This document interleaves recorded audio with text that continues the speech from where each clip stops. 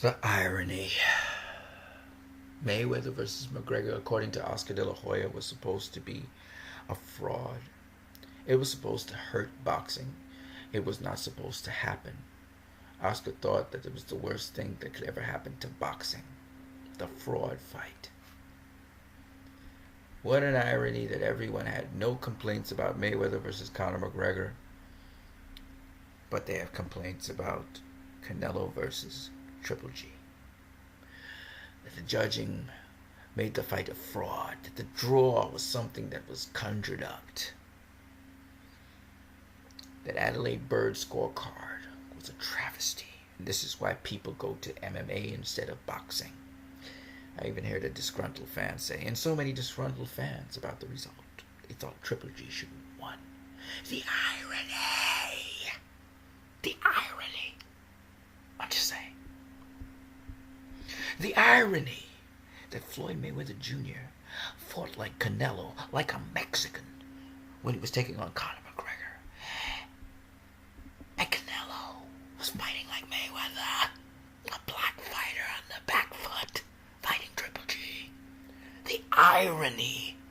The irony. Oh! The irony. Triple G was considered this monster, knocking out everybody from Willie Monroe to David Lemieux to Kell Brook. Oh, the irony that they said that Triple G would knock out Floyd Mayweather. That's what Max Kellerman said. Mayweather stood no chance, and yet the fighter that fights like Mayweather is tagging Triple G. Oh, the irony. The irony. The irony that Canelo Alvarez is shorter, stumpier, and he's less long than Triple G. He's got a shorter reach than him, and yet Canelo Alvarez is hitting the guy with the not good jab, but great jab. As he's jabbing, look at his hands extended in a jab, and yet short, stumpy Canelo is tagging him with an overhand right, is catching him with left hooks, is popping his jab and really pumping his jab. I mean, Canelo Glover's head snaps back with a jab. Oh, the irony. The irony. Ladies and gentlemen, when these things happen, and when we hear fight fans who say Gennady Golovkin won the fight, but I don't want to see a rematch, when I hear that, I think of Andre Ward versus Sergey Kovalev. I think of Roman Gonzalez versus Roy Visai, or Ron Visai, whatever the heck his name is. I still don't know his name. I think of Manny Pacquiao versus Marquez. I think of Manny Pacquiao versus Timothy Bradley. I think of Manny Pacquiao versus Jeff Horn, for crying out loud. And they accuse people and the judges of being enamored with Floyd Mayweather. He could do no wrong. And yet, these hypocrites see GGG as doing no wrong, even when Canelo's hitting him upside his head and whooping his ass for 12 rounds.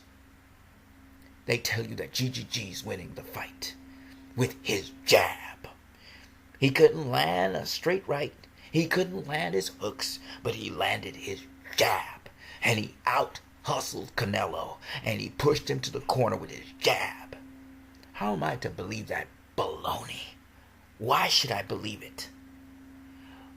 When Canelo's getting past his jab, a guy with superior reach and height and strength, and supposed to be the power puncher with the power jab. How come Canelo's getting past that? How come Canelo's knocked down at least, or busted up face with that jab? What happened to his jab? The irony. The monster doesn't seem like a monster anymore. The most feared middleweight doesn't seem to be most feared anymore. But yeah, Canelo ran like a chicken. Never mind, he's the guy landing the body shots. Never mind, he's the man landing the comprehensive headshots. Never mind, he's the guy backing up Gennady Golovkin. Nobody's talking about that. That he backed up Gennady Golovkin a number of times in the fight.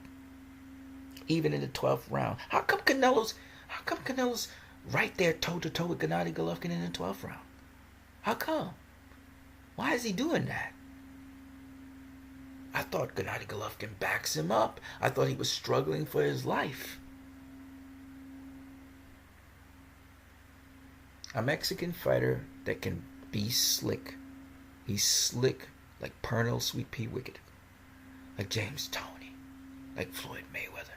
He brings back the echoes of the past greats and real old school boxing. Old school boxing wasn't rock'em sock'em bullshit. Old school boxing incorporated every element of the art of the sweet science of hit and not get hit. Sometimes you box toe to toe. Sometimes you move. Sometimes you walk a guy down. You change it up all the time. It wasn't that Gennady Golovkin was changing his tactics in the fight. It was that Canelo was giving Gennady Golovkin different looks all the time. Gennady Golovkin is a one-song hitter quitter. He depends on his power to really control a fight and his toughness to try to mentally break a fighter. But the problem with it is when Canelo started going to the kitchen sink, his power started to leave him and he became an ordinary fighter. Go watch Sean Porter versus Adrian Broner. Look how Sean Porter goaded Broner into expending his energy and then he would counterpunch him. This is basically what Canelo was doing the entire fight. If you didn't want to give GGG a single round, you could do that because some of the rounds were close. And I still gave GGG those rounds. But literally, Canelo could have whitewashed this guy. Because he's so easy to hit.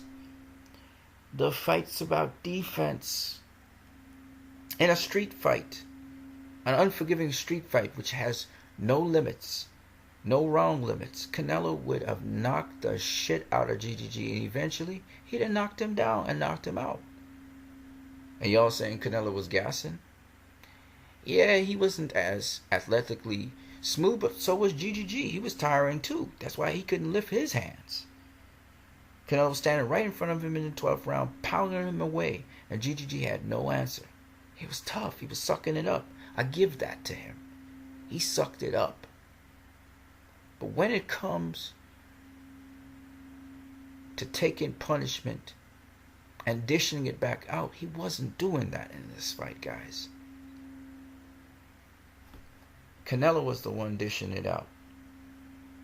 He was receiving very little. And he's the smaller guy. He's the smaller guy. Say what you want. GGG's a career middleweight. This fight is much more decisive than Sugar Ray Leonard versus Marvin Hagler, where Marvin Hagler was going to Sugar Ray's body. We didn't see GGG go to Canelo's body because he couldn't. Canelo was first and being first. It was Canelo that sized up GGG in rounds 1 and 2. It was Canelo who took the fight to GGG when he wanted to. GGG never took the fight to Canelo. All he kept on doing was following him around the ring. You know when somebody's taking the fight to you when they cut off the ring and got you in the corner and are pummeling the shit out of you, which GGG wasn't doing. Because he couldn't find Canelo. And he couldn't find the range. The one who was frantic in this fight was GGG. All he had was a jab. That's all he knew. And Canelo had everything else, including a jab, which he put away at times in the fight because he didn't need it. You guys have a great one.